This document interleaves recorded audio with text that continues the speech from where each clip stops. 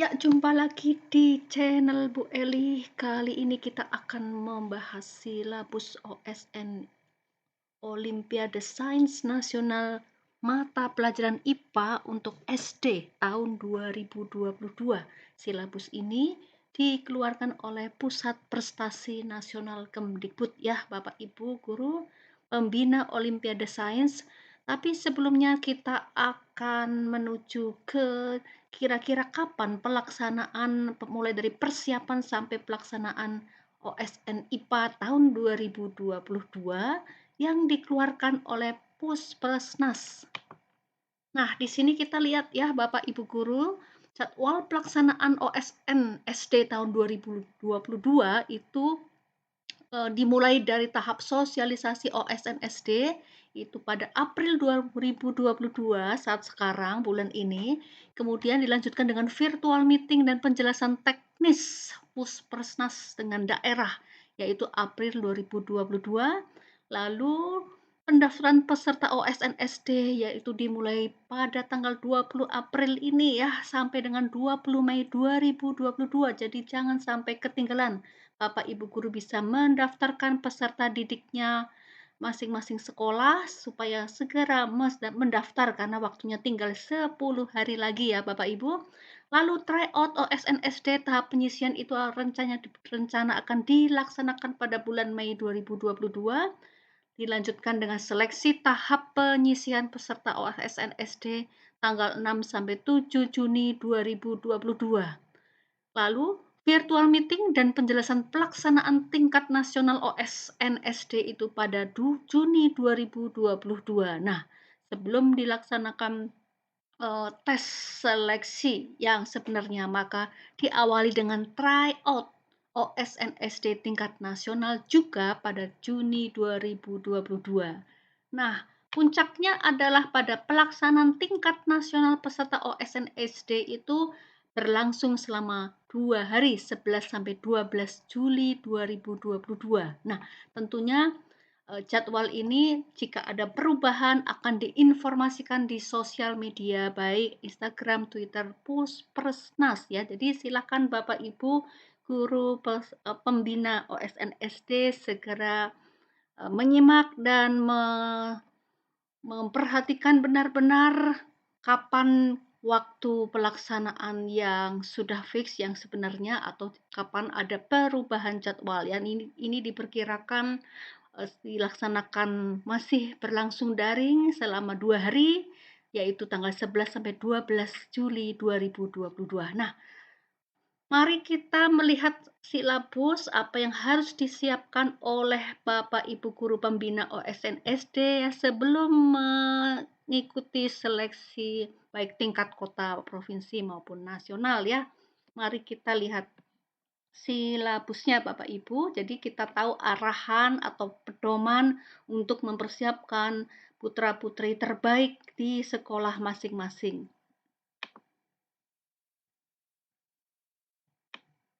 Berikut adalah silabus bidang IPA ya. Jadi sekali ini Bu Eli akan membahas tentang mata pelajaran IPA di jenjang SD.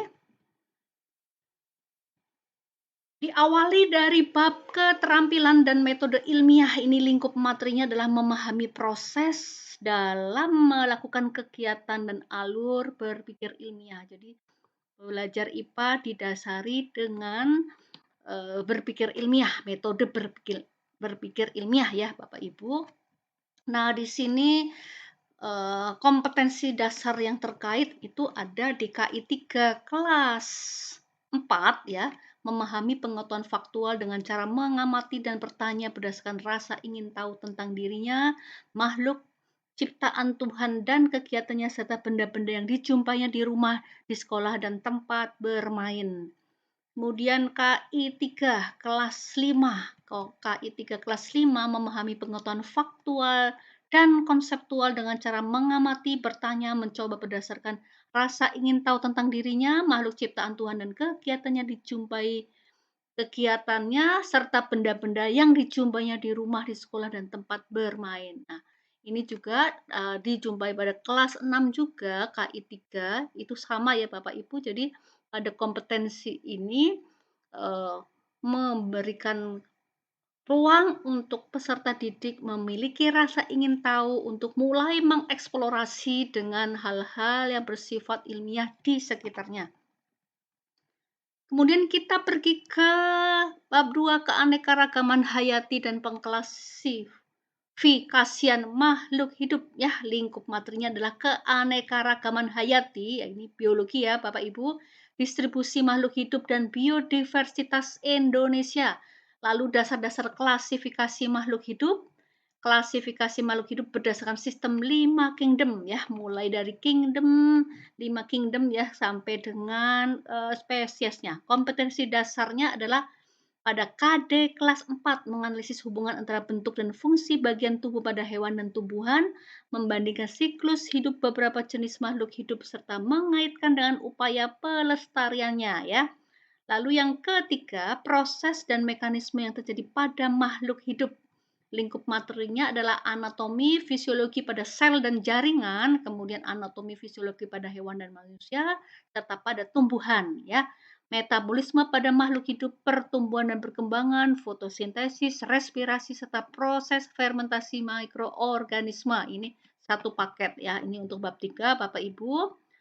Nah, di kelas 4 KD-nya adalah itu bisa dibaca menganalisis hubungan antara bentuk dan fungsi bagian tubuh pada hewan, tumbuhan, menghubungkan gaya dengan gerak pada peristiwa lingkungan sekitar, menerapkan sifat bunyi dan keterkaitannya dengan indera pendengaran, menerapkan sifat-sifat cahaya dan keterkaitannya dengan indera penglihatan. Sedangkan pada kelas 5 ya, kelas 5 menjelaskan alat gerak, fungsinya pada hewan dan manusia, serta cara memelihara kesehatan alat gerak manusia, menjelaskan organ pernapasan dan fungsinya pada hewan dan manusia, serta cara memelihara kesehatannya, menjelaskan organ pencernaan pada hewan dan manusia beserta fungsinya, serta cara memelihara kesehatan, menjelaskan organ peredaran darah dan fungsinya pada hewan dan manusia juga dengan cara memelihara kesehatannya itu bagaimana begitu ya. Sedangkan pada kelas 6 dijumpai KD membandingkan cara perkembangbiakan reproduksi tumbuhan dan hewan, lalu menghubungkan ciri pubertas pada laki-laki dan perempuan dan kesehatan reproduksi, serta menganalisis cara makhluk hidup menyesuaikan diri dengan lingkungan atau beradaptasi ya Bapak Ibu. Nah, pada bab 4 sekarang. Ini tentang lingkungan, ekologi lingkungan dan pelestarian sumber daya alam. Lingkup materinya adalah mempelajari populasi, komunitas, ekosistem, interaksi organisme dan jaring makanan, adaptasi makhluk hidup, siklus materi, polusi dan lingkungan, serta pelestarian sumber daya alam hayati ya. Ini dipelajari pada KD kelas 4 yaitu membandingkan siklus hidup beberapa jenis makhluk hidup serta mengaitkan dengan upaya pelestarian, menjelaskan pentingnya upaya keseimbangan dan pelestarian sumber daya alam di lingkungannya. Sementara di kelas 5 adalah juga menganalisis hubungan antar komponen ekosistem dan jaring-jaring makanan di lingkungan sekitar, menganalisis daur air, siklus air, dan dampaknya pada peristiwa di bumi serta kelangsungan makhluk hidup. Nah, menuju ke bab 5, ini tentang isu kesehatan lingkungan dan teknologi ya. Jadi di sini peserta didik akan belajar bioteknologi, isu kesehatan dan lingkungan, aplikasi sains dan teknologi untuk pengelolaan lingkungan. Ini untuk menjawab pelestarian lingkungan, serta kalau di sini ada isu kesehatan mungkin bisa dikaitkan dengan kasus COVID ya, kasus COVID dan pencegahannya yang baru saja menjadi pandemi dan endemi saat sekarang ya. Ini perlu dicermati dan diperkenalkan, dipelajari. Mungkin saja pengembangan materinya akan ke arah sana ya Bapak Ibu. Nah, KD kelas 4-nya adalah membandingkan siklus hidup beberapa jenis makhluk hidup serta mengaitkan dengan upaya pelestariannya, lalu menjelaskan pentingnya upaya keseimbangan dan pelestarian sumber daya alam di lingkungannya ya. Nah, ini untuk biologinya. Kita menuju ke fisika ya. Di fisika ini ada bab mekanika ya. Mekanika mempelajari materi gerak benda, gaya, momentum, energi kinetik dan potensial atau energi mekanik, tekanan dan gravitasi. KD pada kelas 4 adalah mengidentifikasi macam-macam gaya. gaya otot, gaya listrik, gaya magnet, gaya gravitasi, dan gaya gesekan. Lalu menghubungkan gaya dengan gerak pada peristiwa di lingkungan sekitar ya, Bapak Ibu. Nah, lalu wujud benda ini pada bab 7 yaitu lingkup materinya sifat dan kegunaan benda padat, benda cair, dan benda gas ya. Wujud benda, sifat dan kegunaan. Pada kelas 5 ini dijumpai pada KD menganalisis pengaruh kalor terhadap perubahan suhu dan wujud benda dalam kehidupan sehari-hari. Mungkin saja ini perlu dipelajari untuk pengenalan termometer ya atau konversi skala termometer juga ya. 39 ini mengelompokkan materi dalam kehidupan sehari-hari berdasarkan komponen penyusunnya, zat tunggal dan campuran. Jadi pada KD 39 ini sudah mengarah ke arah pengenalan kimia ya Bapak Ibu. Lalu bab 8 listrik dan magnet, lingkup materi pada listrik statis, dinamis, sifat magnet, induksi elektromagnetik dan aplikasi listrik dan magnet. KD pada kelas 4 yaitu mengidentifikasi macam-macam gaya antara lain gaya otot, gaya listrik, gaya magnet, gaya gravitasi, dan gaya gesekan. Lalu mengidentifikasi berbagai sumber energi, perubahan bentuk energi dan sumber energi alternatif, angin, air, matahari, panas bumi, bahan-bahan organik dan nuklir dalam kehidupan sehari-hari ya. KD kelas 6-nya adalah mengidentifikasi komponen-komponen listrik dan fungsinya dalam rangkaian listrik sederhana, mengidentifikasi sifat-sifat magnet dalam kehidupan sehari-hari, menjelaskan cara menghasilkan, menyalurkan, dan menghemat energi listrik. Nah, pada bab 9 kita belajar gelombang dan optik. Lingkup materi adalah osilasi harmonik ya, gelombang mekanik, tali, bunyi, transversal, longitudinal ya.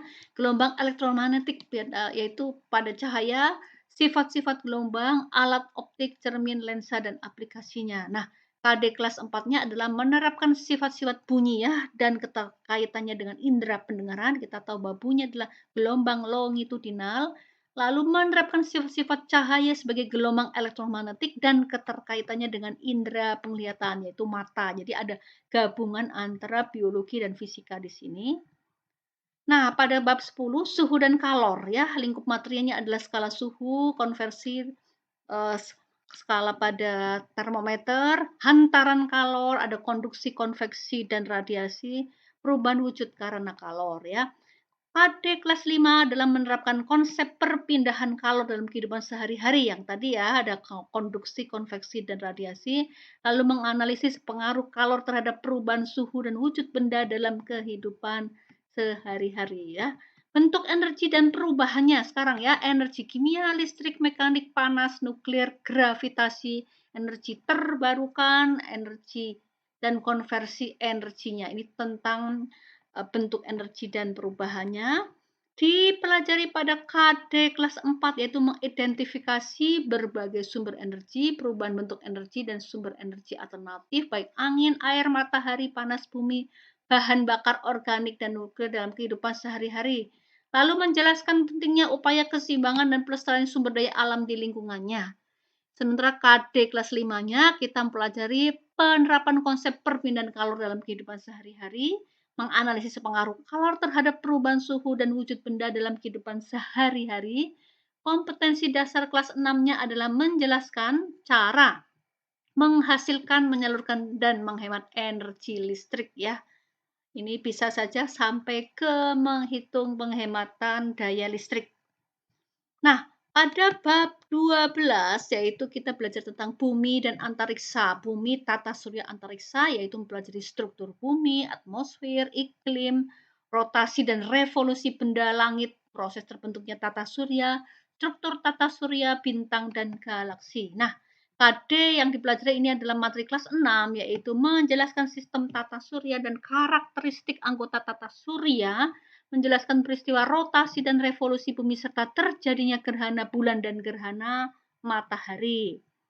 Nah, lalu kita menuju bab 13 ini sudah berkenalan dengan ilmu kimia di jenjang SMP ya, Bapak Ibu, kita belajar tentang inti atom ya dan muatan listrik ya. Muatan listrik yaitu sebenarnya adalah kumpulan-kumpulan elektron. Perluasan dari kompetensi dasar kelas 5, yaitu mengelompokkan materi dalam kehidupan sehari-hari berdasarkan komponen penyusunnya, yaitu ada zat tunggal dan campuran, ya, ada diperkenalkan unsur mulai dari unsur, kemudian senyawa dan campuran serta ciri-cirinya dan contohnya.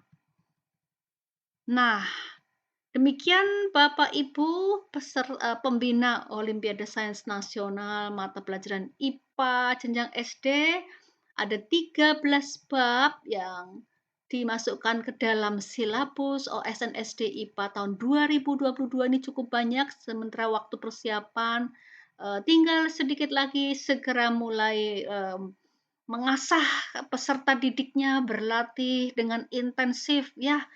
Nah, penutup ya, silabus OSN tahun 2022 berisi tentang cakupan dan urutan materi OSN bidang matematika dan IPA tingkat SD atau sederajat ini dipelajari dimulai dari kelas 3, 4, 5, dan 6. Jadi materi-materinya bisa dimulai dari materi sesuai dengan KI dan KD IPA kelas 3, 4, 5, dan 6 seperti yang sudah disampaikan tadi, serta dengan pengembangan materi menuju ke arah materi SMP yang tentu materinya harus relate dengan materi-materi sesuai KD pada kelas 4, 5, dan 6. Jadi mempelajari materi ini tidak hanya pada materi SD saja ya Bapak Ibu, kita kembangkan materinya sampai ke materi SMP karena untuk, cover materi-materi yang sesuai dengan OSN tingkat internasional. Ya, demikianlah silabus OSN SD IPA